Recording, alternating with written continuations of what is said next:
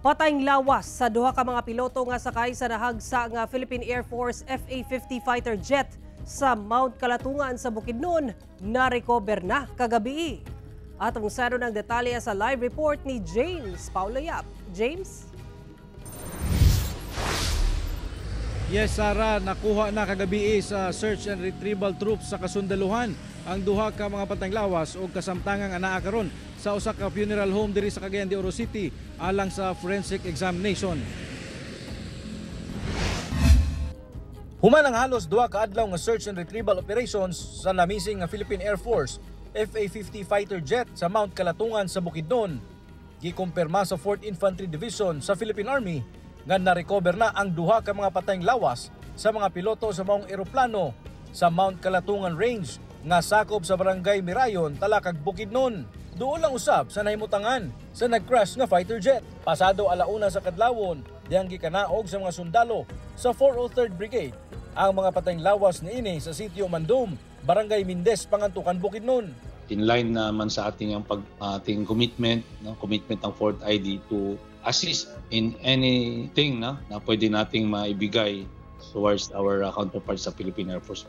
Gilayong gibiyahe sakay sa usa ka military ambulance ang mga patayng lawas sa duha ka piloto paingon sa usa ka pribadong funeral home sa Barangay Lumbia, Cagayan de Oro City alang sa gihimong forensic examination sa mga personahe sa soko sa patayng lawas sa duha ka mga piloto. Sa karon, wala pa gipanganlan sa Philippine Air Force ang duha ka piloto tungod wala pa pagtugot sa pamilya niini. Kahinumduman nga pasado alas 11 sa buntag adlong Miyerkules, gibutyag sa Eastern Mindanao Command kon EastMincom nga nakita na ang crash site sa mga personahe sa 1st Special Forces Battalion. Milungtad og pipila ka oras ang pagpakanaog sa mga cadaver tungod sa kalayo ug kalisod sa terrain. Dahil gabi, of course, absence of light, so madilim siya. Then, of course, mabigat, no? So, ang ating kasundaluhan talaga ay may challenges. However, we are honored, no? Ang ating mga kasundaluhan are honored to sacrifice for the cadavers na matransport going to here, no? Sa Cagayan de Oro City. Dugang ni Lieutenant Colonel Garillo Jr.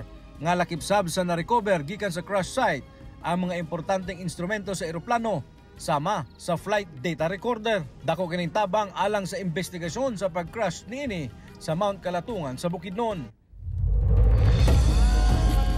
Sara, nakatakda nga magpahigayon og usa ka send-off ceremony ang Philippine Air Force dinhi sa Lumbia Air Base aron nga madala na sab ang patayng lawas sa duha ka mga piloto dito sa Villamor Air Base sa Kauluhan kung asa sugaton sila og usa ka arrival honors. Sara?